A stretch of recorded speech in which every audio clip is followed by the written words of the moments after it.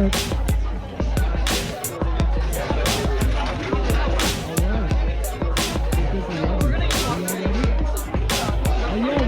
the poetry slam, come on! Please, give your undivided attention to the poet getting on stage right this very moment. So I don't have a stage name, just Sabrina. I go by Sabrina, but my full name is Sabrina Benet.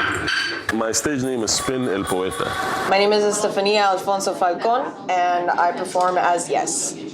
My name is Andre Prefontaine.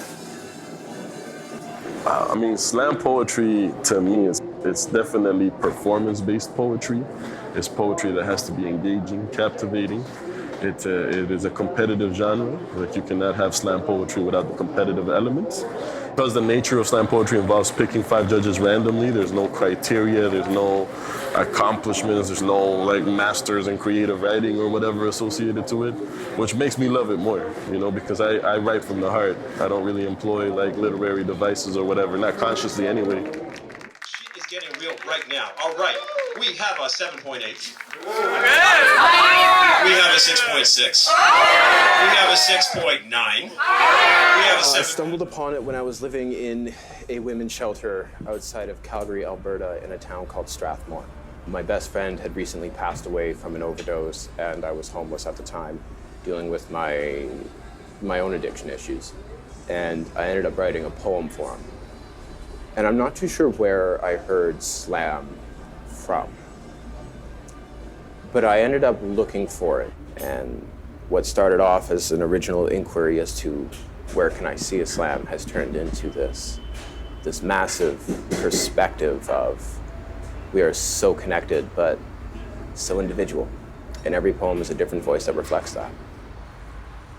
I heard yellow was your favorite color. I can see it in your sunrises and the sunflowers and the stars and starry nights and the smiles of your laugh lines when you could smile, when you could laugh, when you could paint one. I heard it gave you hope. Hope when fits of mental illness left you ravaged, ragdoll, mauled by Dobermans, raised by wolves. The two inside of you constantly cannibalizing your self-worth must have felt like appropriated Jewish mourning the way you sat in your sadness for so long. A pistol in your peripheral, a bullseye inside your brain. You grabbed alcoholic holy water, crucifix paintbrushes, performed exorcisms of yourself on canvas, seeking refuge from your mind in the sunflower fields. Nothing screamed. But sometimes the shadows eclipsed the sun. The sunflowers wilted. Your hands became crippled proxies and nothing helped. So to combat the mania you took to drinking lead poisoning, swallowing gulp after gulp of yellow paint, ingesting sunflowers and sunrises, collapsing on your bedroom floor in agony and triumph, realizing you had just put hope somewhere back inside you. I've definitely had people relate and say, like, thank you for that perspective, or thank you for talking about this, because people don't talk about this. A lot of people, I think, are afraid to be honest about their deep and dark. And sometimes just hearing your deep and dark out loud coming from someone else is huge, and it's powerful because you're not alone. And at the very least, I want people to know that they're not alone when they hear me perform. Loving my father has always felt a little bit like drowning. They say blood is thicker than water. I suppose this is why we drown faster with family. I was born into the aftermath of a hurricane, the consequence of a house too many miles below sea level. The years of neglect left it all boarded up windows and shattered remains. Most days were a heavy silence. Tiptoeing over scattered glass from family portraits when I'm told used to be windows to the outside. Oh, fuck. Used to be windows to the outside. Wow, this is new for me. I'm gonna be honest. Fuck, man. I'm told used to be windows to the outside. Most days were heavy silence, tiptoeing over scattered glass from family portraits, and what I'm told used to be windows to the outside. Fuck. I'm gonna be honest with you, I'm afraid. Obviously, I'm afraid because I dropped my poem, and that's not cool. I know that poem. I know it off by heart. And the truth is, this is just another thing I live with. But when I went into rehab, my dad stopped drinking. And, I mean, I got a couple weeks on him, but we're both coming up on 3 years, and that's really fucking beautiful for me. So I just want to thank you all. And I swear, The next round will be a different thing, but as it turns out, it's still really fucking painful to live with this thing, and I guess I couldn't bring it back up. Thank you. A lot of my poems, especially my older poems, tend to be rooted in the pain that I've experienced because I had a really painful youth, and I'm like 21, so that's still very fresh in my mind, right? Like it's still right there on the surface, but I've done a lot of growth too. Like I've moved on, and a lot of times pieces that I wrote in the past are incredibly painful, but I'm in a much better place now, but I still perform them because the point of writing them and the point of performing them was to help other people get an insight into their own pain and hopefully help heal people. And I think when you're in the business of healing, you are automatically in the business of reliving your own pain and sometimes your own trauma for the sake of the audience. And it sucks, yeah, but it's part of the job, I guess. Sometimes poems just have to be spoken out loud. You just know it as soon as you write it. You're like, I'm gonna have to say this. And you walk around your house saying it. I don't know. Just, you feel it. You have to say it out loud. It's kind of like poems are spells in a way. It's like an abracadabra type thing, you know? Once you say it out loud, it's real, it's created, yeah. Explaining my depression to my mother, a conversation. Mom, my depression is a shapeshifter.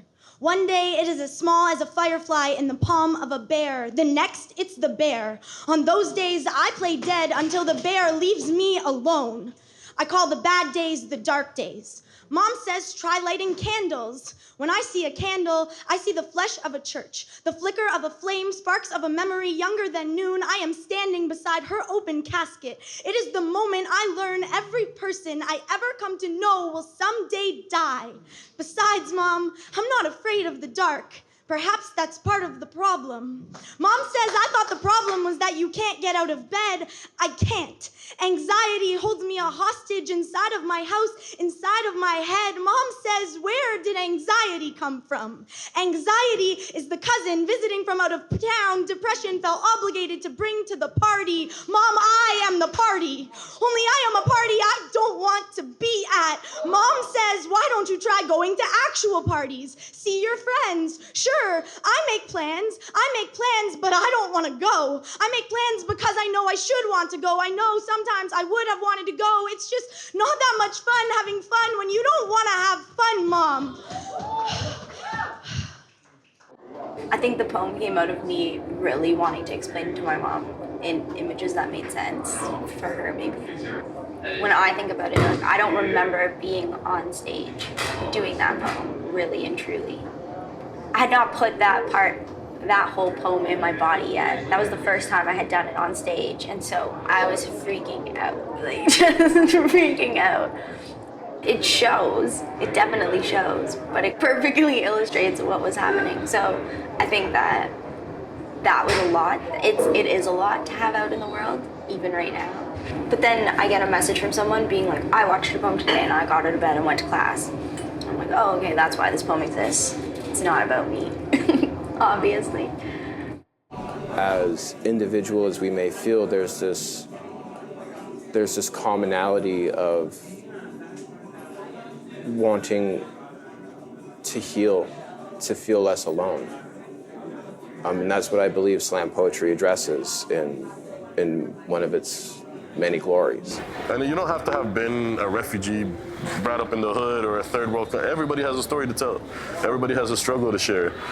You know, maybe you grew up upper class, but you happen to be like Black or Latino and you're conflicted about, like, address that. You know, don't pretend like you've been in the hood or like you've been to jail. Like, don't do that bullshit. Whatever you hear me saying on stage, there's a lived experience to it. So what slam poetry boils down to me is just really speaking from the heart and sharing your truths, and how are your truths being received. I think slam poetry gave me an outlet that I didn't have. It just provided a space that was missing, which was really nice. Really nice. The thing about slam poetry that's cool is you don't have to do it to get something out of it. Like, I can just go some nights and not perform and just listen and feel really good at the end of the day. It kind of makes you a little bit high. Yeah, and it's nice to be able to have that space where if I feel like sharing, I could. If I don't want to, I can still leave feeling fulfilled. Yeah, exactly. So I think that's why I keep going back, because there's always something there. No, and not even just my life, but I think it's helped change other people's lives too. And I don't mean that in like a corny, like that changed the audience's life. I don't know. I mean like people that I know, people that I work with, young people that I mentor. That's a really huge power that I see in slam poetry scene. And I know you hear about like giving voice to the voiceless or whatever, but this is different than that. This is really like people walking in their own light and in their own power and like transforming communities even, you know? Yeah. I rise on the grind, knowing there's no rest for the people who are poor, so the righteous have to work more to outdo the wicked. It's drama everywhere that I go, building up youth who are gifted. My little homie's curfew was lifted, but his access to work is restricted.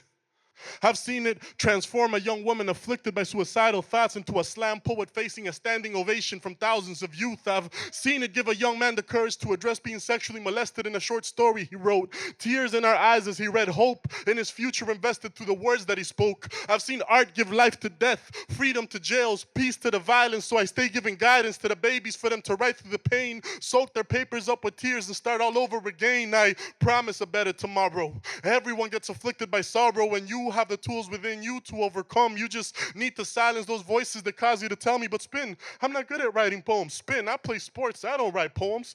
Who sold you these lies? I watched many heavy burdens disappear, one step at a time, one line at a time, rhyme after rhyme. Freedom looks like a classroom full of children who were just told Black Lives Matter. Your voices matter. The isms are wrong, the phobias are wrong. Now write me a poem about your identity and your convictions. There are no rules to this except that you write from your heart. Take this pen, take this paper. This is how all great poets start.